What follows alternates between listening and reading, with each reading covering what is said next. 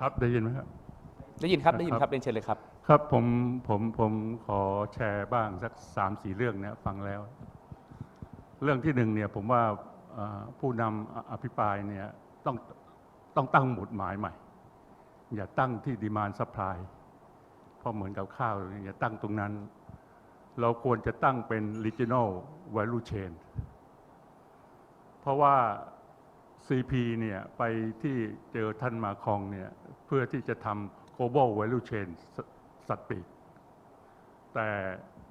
โคเนื้อเนี่ยที่เราฟังแล้วเนี่ยเราส่งออกมันไม่ใช่บริโภคเฉพาะภายในเพราะนั้นตรงนี้เนี่ยไม่ใช่บาลานซ์แต่เป็นเรื่องการบริหารจัดการที่เราต้องวางหมุดหมายของเราว่าเราเป็นเพราะเราในเรื่องของพันธุ์เราดีกว่าประเทศอื่นในภูมิภาคนี้เพราะนั้นเมื่อกี้ที่พูดว่าอยากจะเป็นสีแดงบ้างเนื้อเป็นอย่างไรบ้างเนี่ยก็คือเราต้องตั้งหมุดเป็นoriginal value chain เพิ่มมูลค่านั่นอย่าตั้งหมุดที่ demand supply ไปในประเทศไม่ใช่ต้องตั้งเรื่องที่หนึ่งผมว่าเราจะต้องไปเรื่องที่สองเนี่ยเราพอตั้งประเด็นว่าไปรอดหรือไม่เนี่ยหนักใจเพราะคุณเมธาพูดอะไรก็พูดหลายครั้งconsumer behavior เนี่ยเราไปไม่ถึงเลยไม่รู้ว่าคนที่เอาของเราไป behavior เป็นอย่างไรเพราะนั้นคำว่า supply chain management เลิกเพราะมันต้อง management ตามความต้องการของผู้ใช้ผู้บริโภคเพราะนั้นเราก็ไม่รู้เหมือนกันปลายทางมันอะไรแต่เราก็ส่งไปทำให้เกิดท่อกลางทางเนี่ยมีปัญหาที่จะเอารัดเอาเปรียบเราเพราะเราไม่สามารถ manage ปลายทางได้เพราะคำ definition ของ supply management เนี่ยก็คือต้อง manage ปลายทางได้ปลายทางเราไม่รู้เลยว่าเป็นอย่างไรเนี่ยตรงนี้นะจบนะ supply chain management นี่ความรอดมันเป็นอย่างไร consumer behavior ภายในประเทศเรารู้ระดับ 3-4 ชั้นเมื่อกี้คำถามว่าองค์ความรู้ของผู้บริโภคที่เราจะเข้าใจเพื่อที่จะ management ในเรื่องของ supply chain ก็บอร์ดอีกตรงนี้บอร์ดที่2ก็คือบอร์ดที่1ก็คือ supply chain management เราจบทั้งต่างประเทศและภายในประเทศฟังแล้วเนี่ยทั้งนำเข้าเพื่อนบ้านที่แดนต่างๆส่งออกนะเราพูดกันทุกวันเสาร์เนี่ยเราบอกว่าธุรกิจโคเนื้อนำเข้าส่งออกนั้นเป็นธุรกิจสีเทาเราขีดเส้นใต้เลยสีเทาอ่อนหรือแก่แล้วแต่ด่านแต่ละด่านเพราะฉะนั้นถ้าเราไม่แก้โลกสีเทาธุรกิจนี้เนี่ยปัญหาก็แก้ไม่จบใครรับผิดชอบสีเทาก็ว่ากันไปเถอะเพราะฉะนั้นผู้สื่อข่าวจดคำนี้ไว้นะครับว่าธุรกิจโคเนื้อเป็นธุรกิจสีเทาเราพูดกันไว้ทุกวันเสาร์ที่เกิดขึ้นส่วนในเรื่องของอีกอันเรื่องข้อมูลปัญหาโคเนื้อเนี่ยมีปัญหามากกว่าสินค้าอื่นเพราะเคลื่อนที่ได้ถ้าหากแปลงนาเนี่ยจำนวนเท่านี้ คุณอาจารย์ไปบูรณ์ล้อเลยแปลงนาเท่านี้เราก็รู้ได้แต่โคเนื้อเนี่ยเป็นแอสเซทที่เคลื่อนที่ได้เช่นกู้ธกสมาเสร็จแล้วธกสขยาดนะกับโคเนื้อเนี่ยพอเสร็จแล้วปั๊บเข้าคอกแล้วปั๊บเดียวหายเพราะแอสเซทเคลื่อนที่ได้เพราะฉะนั้นเนี่ยกรณีนี้เนี่ยเป็นปัญหาด้านข้อมูลพอควรนั่นถ้าเรามองทาง scientific นะไม่มองเรื่องการเก็บกันอะไรเอา scientific เลยว่า population ของเราเคลื่อนที่ได้เพราะนั้นเคลื่อนที่ได้ค่าก็เถื่อนบ้างอะไรด้วยเพราะนั้นเนี่ยการที่จะเราใส่ใจกันเรื่องนี้เป็นสำคัญเนี่ยก็ดีแต่ว่าเราต้องเข้าใจเรื่องนี้ถ้าเราเข้าใจเรื่องนี้เนี่ยเราก็ต้อง manage เป็นขั้นไปที่เราคุยกันทุกวันเสาร์เนี่ยเราต้องเริ่มจากส่งออกที่เป็นพรีเมียมจำนวนเท่าไหร่ก่อนอันนั้นเรา manage ได้เราเริ่มจาก manage ได้เป็นตอนแล้วมัดตรงนั้นแต่ละช่วงตรงนี้เราจะมัดอยู่แต่ถ้าเราจะมัด overall ข้อมูลเนี่ยมัดไม่ได้ครับเพราะปัญหามันก็เกิดเพราะนั้นอย่าผมว่าใส่ใจดีแต่ต้องละเอียดในเรื่องของข้อมูลแต่ละ satisfy ของข้อมูลของมันนะแต่ละกลุ่มแล้วก็ manage ได้แต่ละกลุ่มตรงนั้นแหละมันจะเป็นtotal sum ทั้งหมด ของโคผมว่าผมให้ความเห็น3-4 เรื่องก็ตรงนี้ขอท่านผู้ดำเนินการอย่าเน้นที่ supply demand ขอให้เป็น regional value chain นะครับเป็นสำคัญผมว่าตรงนั้นเป็นหัวใจเพราะเรานำเข้าส่งออกเมื่อกี้ครับขอบคุณมากครับก่อนนี้ประเด็นก็คือผมพยายามที่จะโฟกัสที่ demand supply นะครับ demand supply ก็คงจะมีหลาย demand คงมีหลายตลาดนะครับตลาดพรีเมียมอย่างที่ท่านวิทยากรพูดนะครับตลาดพรีเมียมตลาดกลางอีกตลาดหนึ่งก็คือไม่อยากใช้ตลาดล่างนะฮะแต่ก็มีหลายตลาดถูกไหมฮะนะมองพูดถึงพรีเมียมก็จะสักประมาณสัก 3% 4% ไม่น่าจะเกิน 5% ของทั้งหมดถูกไหมครับนะฮะอันนั้นตรงนี้นะครับดังนั้นเนี่ยเวลามามองนะครับในเมื่อดีซัพพลาย9 ล้านดีมาน 1.2 ล้านมันก็เลยเป็นตัวเลขที่ผมจำเป็นอย่างยิ่งที่จะต้องแสวงหานะครับเพราะว่าอะไรครับเพราะว่าถ้าเกิดวันดีคืนดีคิดไหมครับว่านี่ผมจะถามเลยนะฮะจะมีรัฐบาลที่มีนโยบายวัว1 ล้านตัวมีไหมฮะอันนี้ผมไม่อยู่ในเชนนี้นะครับแต่ผมถามง่ายๆครับว่าทำไมผมจะเป็นต้องเจาะประเด็นนี้คือผมก็ไม่ได้อยู่ในวงการนี้แต่คำถามว่าแต่ฟังข่าวบ่อยๆที่บอกว่าเพิ่มจำนวนวัวถูกไหมครับผมไม่เคยได้ยินบอกว่าลดจำนวนวัวนะฮะตอนนี้ก็พยายามเพิ่มจำนวนจากคุณเมธาบอกว่าห้ามฆ่าตัวเมียนะครับก็คือเพิ่มจำนวนวัวในประเทศขึ้นนะฮะส่วนจำนวนวัวที่จะเป็นเกรดไหนอีกเรื่องหนึ่งนะครับอันนี้เนี่ยถามว่าจะมีโอกาสไหมครับที่จะมีนโยบายบอกว่าเพิ่มจำนวนวัวแบบ1 ล้านตัวพอมีใครมีไหมครับมีใครมีประเด็นตรงนี้ไหมครับหรือว่าไม่มีหรอกประเด็นนี้จะไม่มีทางเกิดขึ้นครับผมขออนุญาตตรงนี้เลยนะครับเพราะว่าผมได้เตรียมสไลด์ตรงนี้ไว้ละไอโครงการโคล้านครอบครัวที่กลายพันธุ์มาเป็นโคเงินล้านเนี่ยนะครับผมตรงกลางผมจะบอกเลยว่าให้ถอดบทเรียนในอดีตให้ได้ก่อนนะครับตั้งแต่ปี 2548 ซึ่งตอนนั้นผมยังทำงานอยู่กรมปศุสัตว์ตั้งแต่ 2533 ถึง 35 ผมเนี่ยเป็นคนเขียนมติครม.ให้กรมปศุสัตว์เพื่อเอาเข้าไปแก้ของโครงการโคพลาสติกหรือโครงการโคอีสานเขียววิกฤตอันแรกเราเกิดมาจากโครงการโคพลาสติกนะครับอวยสารเขียวตอนนั้นมันแค่400 กว่าล้านเองแต่400 กว่าล้านสมัยก่อนนี่ถือว่าเยอะนะครับแล้วเสร็จแล้วผมถึงพอผมไปแก้ให้เรียบร้อยผมถึงได้ออกมาเป็นอาจารย์นะครับตอนไปซื้อวัวไปหาวัวเนี่ยผมไม่เคยได้ไปรู้เรื่องเลยครับแต่พอเอาวัวมาทิ้งอยู่หน้าสารกลางเนี่ยกรมปศุสัตว์สั่งให้ผมไปเอามาเลี้ยง 2,000 กว่าตัวนะครับงั้นตรงนั้นเนี่ยเป็นจุดอันนึงต้องถอดบทเรียนครับว่าโครงการของรัฐทั้งหมดเนี่ยที่มันล้มเหลวมันเป็นเกิดจากอะไรตามมาอีกปี 2548 ผมก็ต้องมานั่งช่วยอีกเป็นอาจารย์แล้วนะครับมาเขียนให้เสร็จช่วยธกส.ครับเดี๋ยวมีสไลด์ให้ดูครับที่ธกส.มานั่งโครงการโคล้านตัวนะครับธกส.จัดตั้งบริษัท SPV ขึ้นมานะครับก็ล้มละลายล้มหายแล้วก็ต้องเสียเงินไปอีกเท่าไหร่ผมก็จำไม่ได้แล้วโดยสมาคมสายบาร์เนี่ยครับต้องช่วยกันทำแก้2559 โคบาลบูรพากำลังจะล่มจม3 สหกรณ์นะครับไปไม่รอดแล้วเท่าที่รู้ตอนนี้แม้แต่เงินทุนก็ไม่เหลือนะครับและกำลังกรมปศุสัตว์กู้เงินมาเอาไปให้เกษตรกรแล้วเสร็จแล้วแบบที่ท่านอาจารย์กนกว่านะครับมันหายไปวัวส่วนหนึ่งนะครับพอรับไปแล้วมันก็หายดังนั้นตรงนี้อีกที่ต้องมานั่งแก้กันสุดท้ายนะครับปี62โคเนื้อสร้างอาชีพนะครับบางคนก็เรียกว่าโคขุนสร้างชาตินะครับล้านละร้อยแล้วทุกวันนี้เป็นยังไงครับธกส.กำลังล่มจมนะครับงั้นตรงนี้เนี่ยผมถึงว่าเมื่อปี51นี่ครับที่ช่วยธกส.นี่ครับข้อมูลอันนี้อยู่ที่200 กว่าหน้าดีว่ามันไม่จมน้ำยังอยู่ที่ผมแต่ธกส.ไปค้นดูได้ครับหน้าปกเป็นแบบที่เห็นนะครับน่าจะอยู่ที่สำนักงานใหญ่ที่สมาคมสัตว์บาลช่วยธกส.ไว้ให้ได้เงินคืนมาครบทั้งหมดทุกบาททุกสตางค์นะครับงั้นตรงนี้มันจะมีนโยบายที่เหมาะสมในการพัฒนาโคเนื้อของไทยนะครับผมขอย้อนไปอีกนิดหนึ่งถ้าจะพัฒนาต่อไปอันเนี้ยขอได้ที่สภาเกษตรกรแห่งชาติเพิ่งทำเสร็จเมื่อปลายปีที่แล้วแถวเดือนสิงหากันยา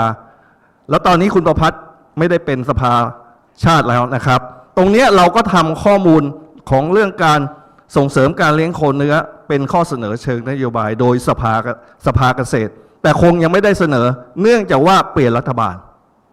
นะครับงั้นถ้าใครอยากได้ข้อมูลตรงนี้นี่ก็200 กว่าหน้าที่ผมช่วยร่วมทำอยู่ ไปขอข้อมูลดูได้ว่ามันเพราะอะไรมีเหตุผลอะไร จะพัฒนาปรับปรุงแบบไหน แต่ทุกวันนี้โลกมันหมุนเร็วที่ทำไว้เมื่อ 5-6 เดือนที่แล้วประมาณ 8 เดือนที่แล้ว มันอาจจะต้องมาปรับแก้นะครับเพราะว่าตอนนั้นสภาวะมันยังไม่หนักเป็นขนาดนี้นะครับนี่คือข้อมูลที่ให้ดูทีนี้ตรงนี้ไหนๆมาถึงจุดนี้แล้วนะครับว่าเราจะแก้ไขหนทางรอดวิกฤตไปได้ยังไงนะครับผมก็เสนอในเรื่องของการปรับปรุงประสิทธิภาพการทำงานของหน่วยงานภาครัฐหน่วยงานภาครัฐนะฮะไม่ได้เจาะจงไปว่าเป็นหน่วยงานไหนนะครับแก้ไขกฎระเบียบที่คุณนิพิษพูดเมื่อกี้นี้นะครับที่ไม่เอื้อต่อการกิจการโคเนื้อของประเทศไทยนะครับปราบปรามนะครับซ้ายมือคือปราบปรามไอ้3 อันนี้ให้หมดให้ได้ตั้งแต่สารเร่งเนื้อแดงเนื้อกล่องแล้วก็วัวเถื่อนจากพม่าเสร็จแล้วเราต้องมาช่วยกันสร้างความเชื่อมั่นให้กับต่างประเทศให้กลับเข้ามาซื้อวัวเราอีกต่อไปว่าวัวเรานี่ดีปลอดและตรงตามความต้องการของตลาดไม่ว่าจะเป็นมาเลเซียไม่ว่าจะเป็นเวียดนามไม่ว่าจะเป็นจีนนะครับอันสุดท้ายนะครับผมอยากให้สนับสนุนการแปรรูปเนื้อเพื่อการส่งออกอย่างจริงจังตรงนี้สำคัญครับเพราะว่าทุกประเทศโปรเทคครับไม่ต้องการโรคนำเข้าทุกวันนี้โรคนำเข้านะครับโรควัวนำเข้าเขาไม่ต้องการครับงั้นการส่งสัตว์มีชีวิตทุกประเทศเริ่มกีดกันเราต้องมาไปในรูปเหมือนกับไก่เป็นไก่เนื้อแช่แข็งก็มาเป็นเนื้อแช่แข็งหรือเป็นเนื้อผลิตภัณฑ์มิชลินเลยอร่อยเข้าไมโครเวฟเข้าหม้อนึ่งเข้าหม้ออบปุ๊บกินได้เลยงั้นตรงนี้ต้องมาพัฒนาครับตอนนี้ผมเป็นห่วงนะครับเป็นห่วงดีแซดจริงดีแซดเนี่ยเป็นโรงงานที่น่าจะเป็นอนาคตของประเทศนะครับที่กำลังทำแต่ถ้าเกิดมีสารเร่งเนื้อแดงปนเข้าไปในเนื้อเพื่อจะไปส่งเป็นโรงงานฮาลาลแล้วมันจะเสียหายกับประเทศชาติมากงั้นตรงนี้ต้องช่วยกันครับให้เขาไปรอดรัฐต้องเข้าไปสนับสนุนไม่ใช่ทุกวันนี้นั่งหาวปัจจัยแทบจะไม่มีในการรันนะครับเพราะโรงฆ่าอันนี้ถูกทิ้งร้างมา30 ปีแล้วนะครับที่ชุมพรนะครับอันสุดท้ายที่ผมเน้นเลยนะครับผมยังเรียกว่า MLT นะครับผมไม่ค่อยได้ร่วมประชุมไม่รู้จะเปลี่ยนเป็นชื่ออะไรนะครับคือให้มีสมาพันธ์โคเนื้อโดยไม่ต้องมีราชการเข้ามาเกี่ยวข้องถ้าราชการเข้ามาเกี่ยวข้องเมื่อไหร่ยุ่งเมื่อนั้นอันนี้ให้เป็นเอกชนหรือภาคเกษตรกรและเอกชนร่วมกันทำให้สำเร็จนะครับงั้นนี่คือจุดหนึ่งอีกนิดเดียวครับจากที่ฝากไว้เมื่อกี้นะครับณวันนี้ที่ประกาศว่าโคเงินล้านผมไปเซิร์ชใน Facebook นะครับมีมิจฉาชีพเอามาเล่นแล้วครับนะฮะดูจากตรงนี้เลยนะครับโครงการโคเงินล้านต้องการคนที่สนใจเลี้ยงโคนะครับมีรายละเอียดหมดเลยนะครับนี่แหละครับเกษตรกรอีสานกำลังถูกมิจฉาชีพต้มรัฐบาลรู้ไหมกรมปศุสัตว์รู้ไหมนะครับนี่ครับน่าสงสารมากกับเกษตรกรบ้านเราครับนะครับสุดท้ายผมบอกเลยนะครับว่าไปรอดหรือไม่รอดถ้าตามที่ว่ามารอดแต่ถ้าตามที่ท่านธรรมนัสบอกว่าเถื่อนทั้งหมดไม่จบภายใน2 เดือนผมบอกเลยว่าครับโคเนื้อไทยไปไม่รอดตัวใครตัวมันครับนะฮะงั้นก็คือขอบคุณครับดูน้ำตาของเกษตรกรไทยด้วยครับขอบคุณครับคราวนี้จากฟังอาจารย์ไพบูลย์พูดนะครับที่เป็นเล่าเรื่องของวิกฤตที่ผ่านมาก็คงจะเกิดจากนโยบายแต่ละช่วงที่ทำให้เกิดการใช้คำว่า over supply ได้ไหมครับผมยังไงผมก็จำเป็นจะต้องพูด demand supply เอาไว้อาจจะไม่ใช่ over supply ใช่ไหมครับแต่เป็นปัญหาอะไรฮะที่แต่ละโครงการที่เข้ามาแล้วอาจารย์ไพบูลย์บอกว่าตอนนี้ขาดทุนอย่างนั้นอย่างนี้นะฮะพอคืออย่างนี้ครับในเรื่องที่ขยายผลจากอาจารย์ไพบูลย์พูดนะครับไม่ว่าโครงการที่ตั้งแต่อดีตมาทั้งหมดนี้นะครับมันก่อนเคยคิดว่ามันเป็นวิกฤตจะเป็นการเพิ่มจำนวนประชากรเพิ่มรายได้ให้เกษตรกร แต่พอทำเข้าไปจริงมันเหมือนการขุดดินย้ายกองดินเท่านั้นเอง ก็คือขุดดินจากภาคเหนือเอาไปถมไว้ที่ภาคตะวันออกนะครับแล้วก็เสร็จเรียบร้อยก็ล้มหายตายจากกันไปในกระบวนการในเรื่องของคนที่เข้าร่วมโครงการเนี่ยแบ่งเกษตรกรออกเป็น 3 อย่างนะคือ 1 ตั้งใจมาครับ 2 มาร่วมตามกระแส 3 นี่เร็วมากถูกบังคับมา เพื่อให้ได้เป้าในเรื่องของนโยบายของโครงการเขาเรียกว่านโยบายเหนือเหตุผล ครับ อันนี้ชัดเจนในกระบวนการ ทีนี้พอมาเสร็จตรงนี้อย่างที่อาจารย์ไพบูลย์พูดทั้งหมดกระบวนการทั้งบัวในอนาคตเนื้อที่เราจะคิดว่าต่อไปเราสามารถแปรรูปส่งออกไปยังต่างประเทศ ผมก็มีโอกาสที่เคยเดินทางท่านอาจารย์กนกเนี่ยยิ่งเห็นมากใหญ่เลยในกระบวนการที่ไปแถวฮ่องกงก็ดีในปักกิ่งก็ดีหรือเซี่ยงไฮ้ก็ดีพวกนี้คือตลาดสูงเนี่ยเขาต้องการเนื้อแปรรูปในกระบวนการที่อยากได้แต่เราก็ไปไม่ถึงเห็นไหมครับในกระบวนการในลักษณะนี้วันนี้เนี่ยมันเป็นเหมือนเว้นวรรคที่มันเกิดขึ้นผมพยายามชวนเกษตรกรนะผมขออนุญาตพาดพิงนิดนึงนะคุณอภิศักดิ์คือเฮียเคียงเนี่ยนะแกพูดได้หลายภาษาทั้งภาษาจีนกลางจีนอะไรพูดได้หมดเลยภาษาอังกฤษได้เก่งมากนะครับเราพยายามดึงเข้ามาเพื่อดูเกษตรกรที่คัดเลือกอันนี้เป็นเหมือนคนกรมปศุสัตว์นะเรามองในลักษณะนี้เนี่ยเราอยากได้เกษตรกรอย่างนี้แหละครับที่เอามาเป็นผู้นำและเป็นเฮดในกระบวนการที่จะต่อไปเขาเป็นเก่งเรื่องการตลาดเขาสามารถติดต่อต่างประเทศได้ในกระบวนการอย่างนี้เป็นตัวช่วยวันนี้ต้องเรียนกับท่านผู้ดำเนินการอภิปรายนะเห็นกรมผมไหมว่า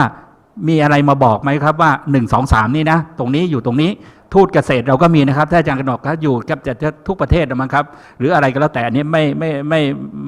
ม่แน่ใจนะครับแต่ว่าเรามีทูตพาณิชย์มีอะไรก็แล้วแต่เนี่ยทำไมถึงไม่มองในกระบวนการในลักษณะนี้อีกประเด็นหนึ่งที่สำคัญผมพูดในหลายครั้งในเวทีที่เราซูมกันในทุกวันเสาร์เนี่ยเราบอกว่าอุตสาหกรรมโคเนื้อไทยเนี่ยมันทั้งระบบแต่อะไรที่มันเกี่ยวเนื่องกับอุตสาหกรรมโคเนื้อไทยท่านเห็นไหมครับอาหารสัตว์ธุรกิจปศุสัตว์เห็นไหมครับเบ็ดเสร็จแล้วผมว่าเป็นแสนล้านนะอาจารย์ที่เกี่ยวข้องดังนั้นวันนี้มันถึงเวลาที่จะต้องจุดประกายว่าโคเนื้อไทยเนี่ยมันน่าจะเป็นวาระแห่งชาติเป็นสัตว์เศรษฐกิจตัวหนึ่งที่สามารถเพิ่ม GDP หรือกระบวนการตรงนี้ให้กับประเทศได้ถูกไหมครับในกระบวนการและที่สำคัญที่สุดตอบโจทย์ยังไงท่านรู้ไหมครับผมเคยเขียนงานวิจัยได้เงินวช.ปรับเปลี่ยนแนวคิดเกษตรกรบนที่สูงทางภาคเหนือให้หันมาเลี้ยงสัตว์ทดแทนพืชเชิงเดี่ยวเพื่อลดมลภาวะท่านเห็นไหมไปภาคเหนือทีไรหน้าแล้งเนี่ยเครื่องบินลงไม่ได้เพราะเกษตรกรเผาเพื่อต้องการพื้นที่ทำเกษตรเห็นไหมครับเนี่ยในกระบวนการอย่างนี้ไม่ได้รับการต่อยอด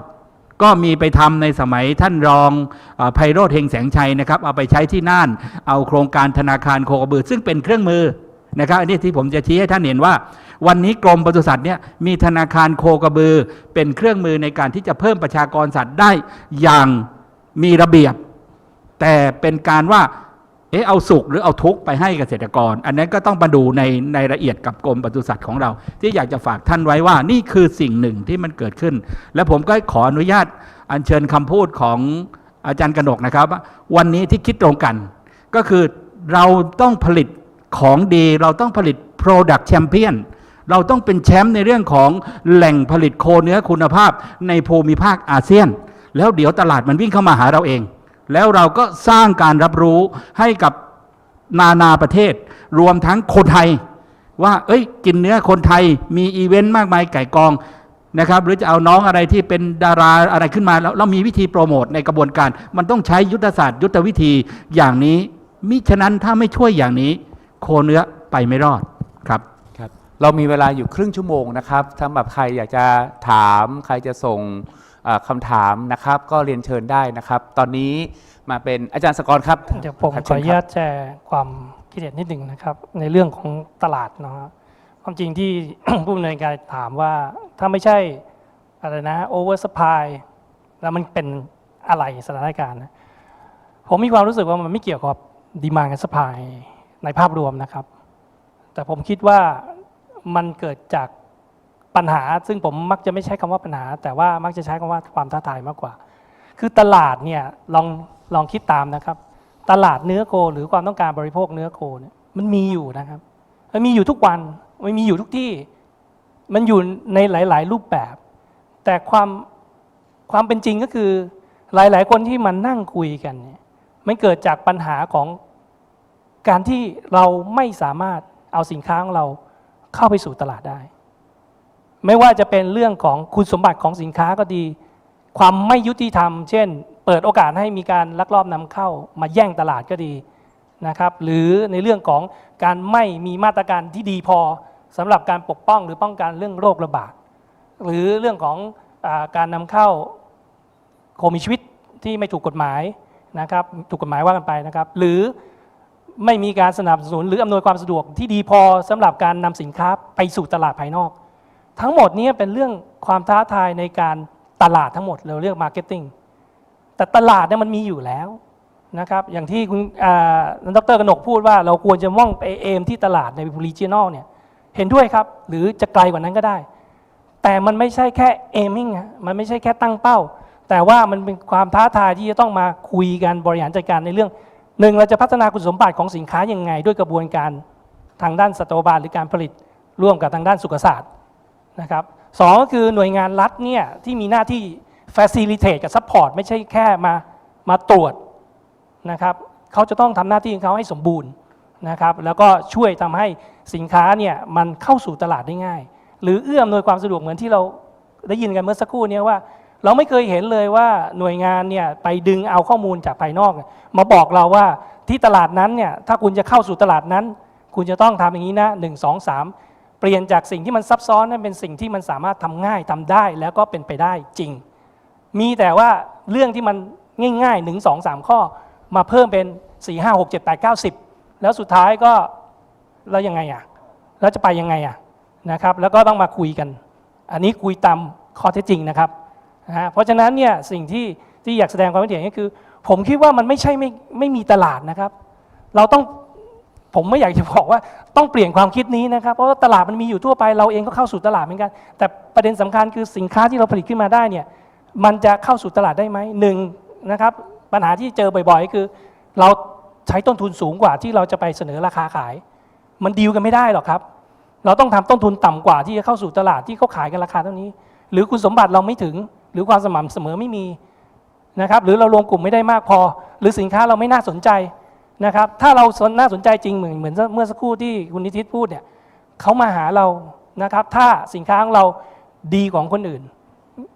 ไม่งงนะครับมาร์เก็ตติ้งหรือการตลาดก็คือการเปลี่ยนหรือว่าสร้างความสนใจให้ผู้สนใจซื้อสินค้าของเราตัดสินใจซื้อสินค้าของเราแทนที่จะไปซื้อสินค้าคนอื่นหลักการง่ายๆแค่นี้ทำยังไงให้คนในตลาดเนี่ยตัดสินใจซื้อสินค้าของเราแต่เราบังคับเขาไม่ได้เราต้องใช้กลยุทธ์ที่นอกเหนือจากการสร้างคุณสมบัติเพราะฉะนั้นสิ่งที่เรามาคุยวันนี้เนี่ยคงไม่ได้แค่มาบอกว่ามันมีปัญหายังไงแต่มันบียอนมันเลยไปถึงว่าเราจะช่วยกันคลายปัญหาหรือคุยกันยังไงมันไม่ใช่การมาคุยเรื่องอะไรรูปแบบหรือว่าโครงสร้างที่มันควรจะเป็นแต่ว่าในเชิงปฏิบัติเราต้องทำยังไงกันได้ถึงจะแก้ปัญหาให้มันลดลงแล้วก็หมดไปเร็วที่สุดไม่งั้นเนี่ยคนที่เกี่ยวข้องก็เบื่อครับก็ฟังมาไม่รู้เวทีกี่เวทีแล้วนะครับขอบคุณครับผมเรียนเชิญครับเรียนเชิญครับอาจารย์ครับ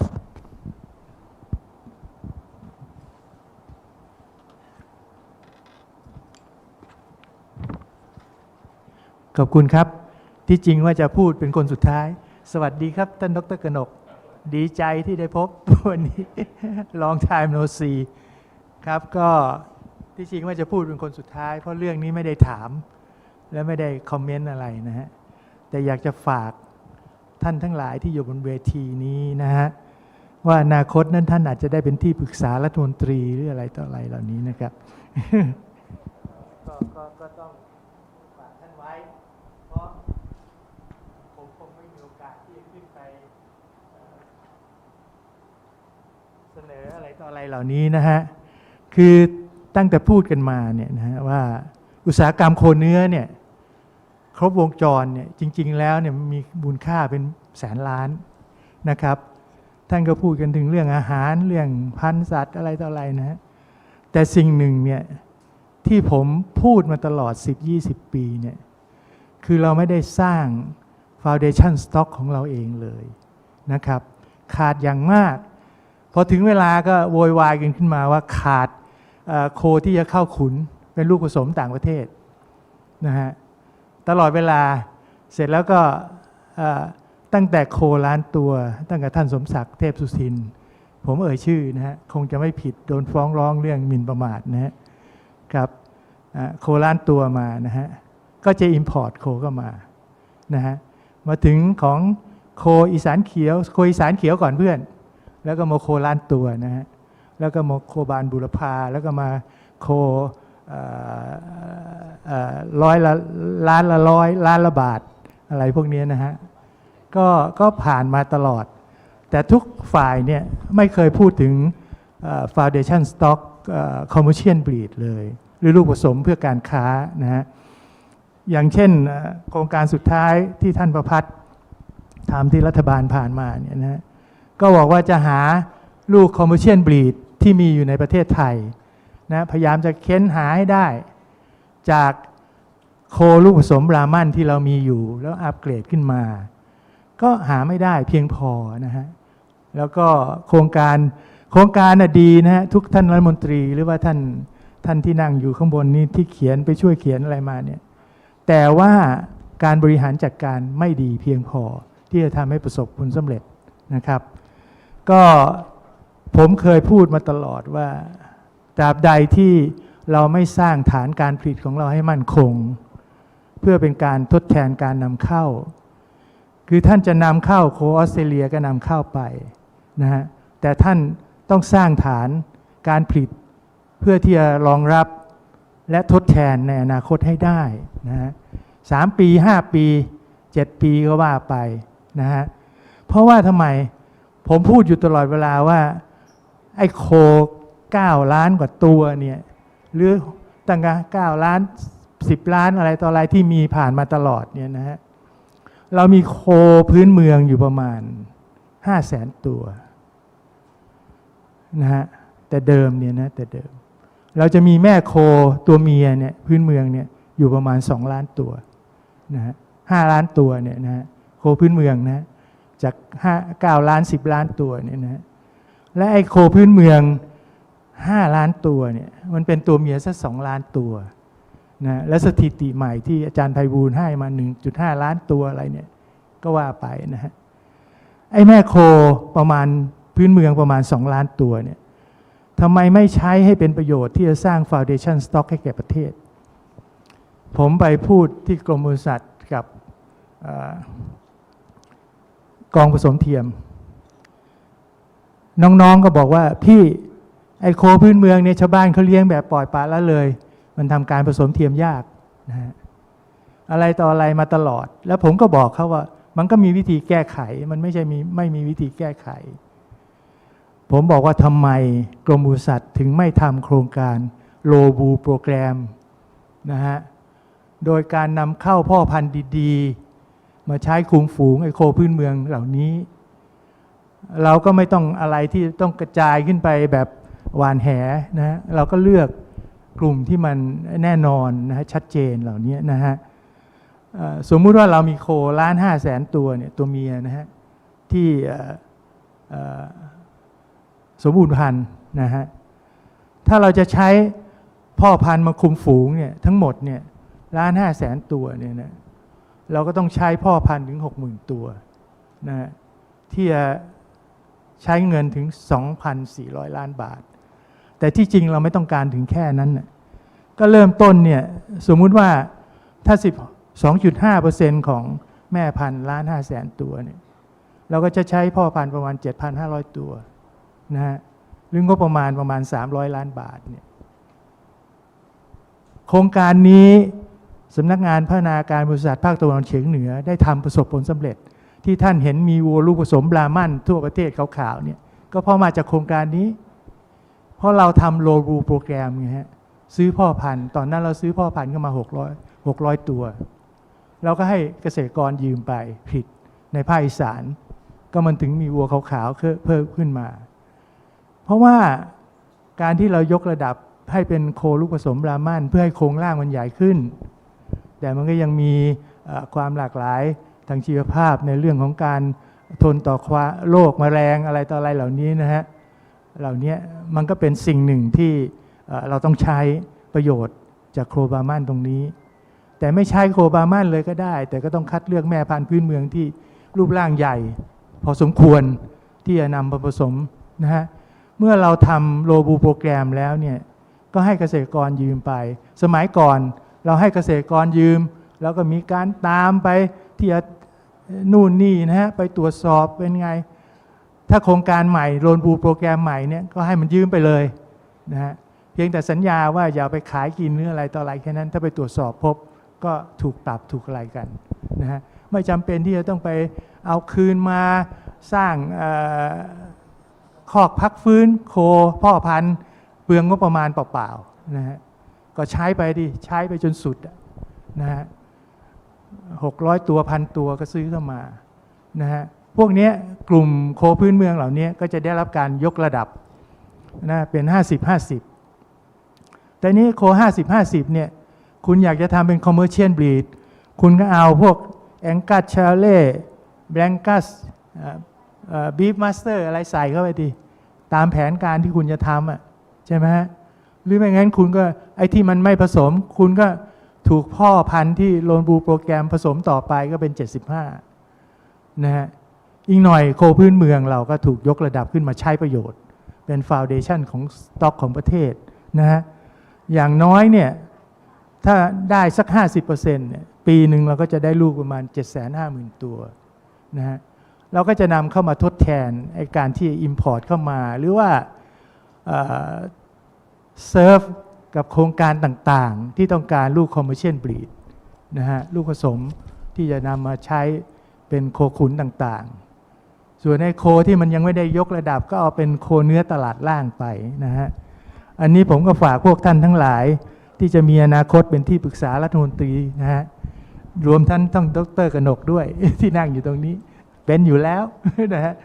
ขอบคุณครับ ครับผมขอบคุณครับอาจารย์ครับครับผมเรียนเชิญนะครับเรียนเชิญครับอาจารย์ครับ